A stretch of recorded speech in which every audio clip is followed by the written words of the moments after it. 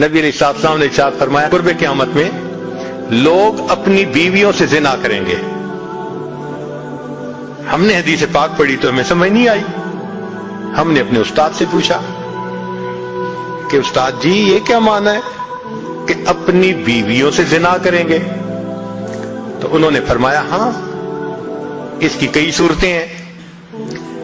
ایک صورت تو اس کی یہ ہے کہ مرد یا عورت کوئی کفریہ بول دے اور نکاح ٹوٹ جائے اور ان کو اس کا پتہ ہی نہیں کہ نکاح ٹوٹا یا نہیں. اور واقعی آج تو کفریہ کلمات کا علم ہی نہیں لوگوں کے پاس. بہت سینسیٹیو مسئلہ ہے یہ. مالا بدہ من میں فارسی کی کتاب ہے, ہم مفتی صاحب سے پڑھ رہے تھے تو جب انہوں نے کلمات کفر پڑھائے تو ہماری آنکھیں کھل گئیں. اس میں حضرت مفتی کفایت اللہ رحمۃ اللہ علیہ نے لکھا ہے, نہ مفتی قاضی ثناء اللہ پانی پتی رحمۃ اللہ علیہ نے لکھا ہے کہ اگر دو بندے گفتگو کر رہے تھے, ایک نے کہا کہ یہ تو شریعت کی بات ہے اور اگلے نے جواب دیا رکھ پرے شریعت کو فقد کفر, وہ آدمی کافر ہو گیا.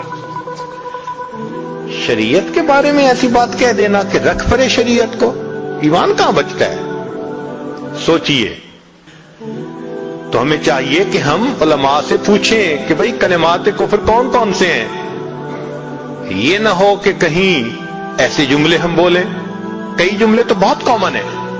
مثلا علماء نے لکھا ہے کہ کسی نے کہا کہ کہاں رہتے ہو؟ دوسرے نے کہا فلاں جگہ رہتا ہوں. او خدا دے پچھاوڑے, خدا کے پچھاوڑے یعنی خدا کے پیچھے رہتے ہو, فقط کفر, ایسا بندہ کہنے والا کافر ہو جاتا ہے.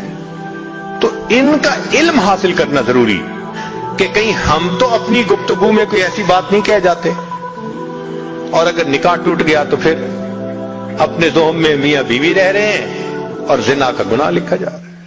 تو فرمایا کہ مرد قرب قیامت میں اپنی بیویوں سے زنا کریں گے. ایک صورت تو یہ ہے, یہ کفریہ کلمہ بیوی بولے تو بھی نکاح ٹوٹا, خامد بولے تو بھی نکاح ٹوٹا. اور دوسری صورت ایک دوسرے کے ساتھ آرگومنٹس, اور یہ تو ہر گھر کی آج بات نظر آتی ہے. جس گھر میں دیکھو الا ماشاء اللہ وہی حال ہے.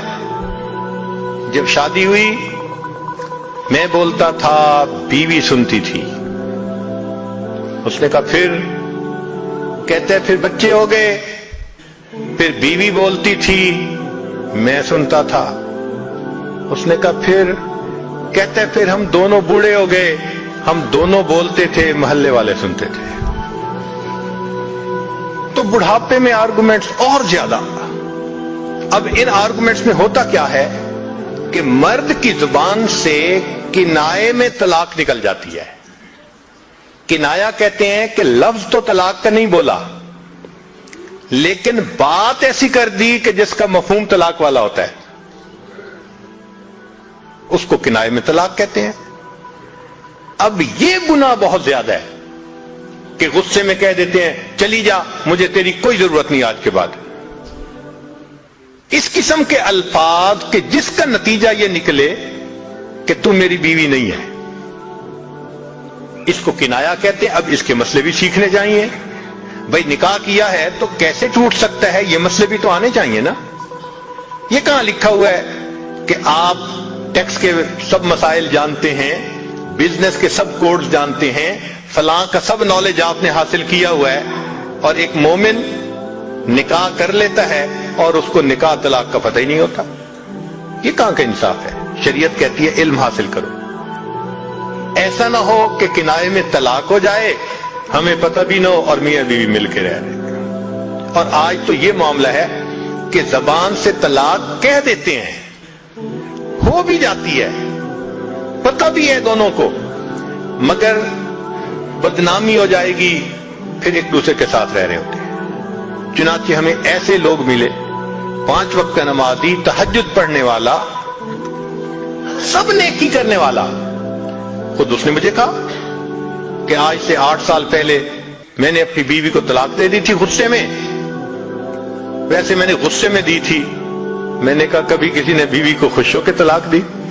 دیتا تو غصے میں ہی ہے نا. یہ کیا بات ہوئی کہ غصے میں دی تھی؟ بھئی طلاق تو ہو گئی. اور جی پھر بعد میں ہم نے سوچا وہ بھی نیک ہے میں بھی نیک ہوں, بدنامی ہو جائے گی, بچے خراب ہو جائیں گے, تو بس پھر ہم نے پھر اکٹھا رہنا شروع کر دیا. نہ رشتہ داروں کو پتا, نہ علماء سے پوچھا. پھر میاں بیوی اکٹھا رہ رہے ہیں, ایک گھر ایک کمرے میں. اب بتائیں زنا ہو رہا ہے کہ نہیں ہو رہا؟ قربان جائیں اس سچے نبی صلی اللہ علیہ وسلم کی مبارک زبان پر 1400 سال پہلے وارن کر دیا تھا کہ قرب قیامت میں لوگ اپنی بیویوں سے زنا کریں گے.